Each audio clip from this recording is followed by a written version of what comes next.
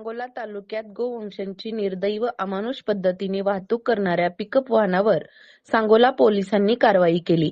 या कारवाईत 5 खिलार बैल आणि 1 खोंड अशी एकूण 6 गोवंशांची सुटका करण्यात आली असून 2 जणांना ताब्यात घेण्यात आले आहे। दिनांक 23 ऑगस्ट 2026 रोजी सायंकाळी सुमारे 6:15 च्या आसपास सांगोला ते जत रोडवरील सोनन हद्दीतील लक्ष्मीनगर शिवारात ही कारवाई करण्यात आली।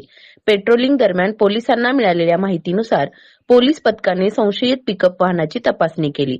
KA 643064 क्रमांकाच्या महिंद्रा बोलेरो पिकअपच्या मागील हौदात 5 पांढऱ्या रंगाचे खिलार बैल व 1 खोंड अशा एकूण 6 जनावरांना अत्यंत दाटीवाटीने कोंबून बांधण्यात आल्याचे पोलिसांच्या तपासणीत आढळले।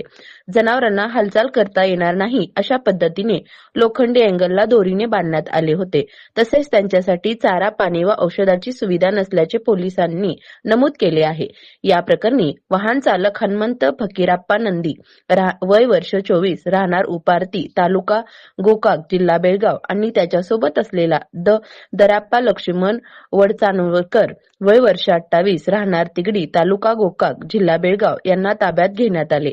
पोलिसांनी 6 गोवंशांची अंदाजे किंमत 80,000 रुपये तर पिकअप वाहनाची अंदाजे किंमत 5 लाख रुपये असा एकूण 5,80,000 रुपयांचा मुद्देमाल ताब्यात घेतला आहे।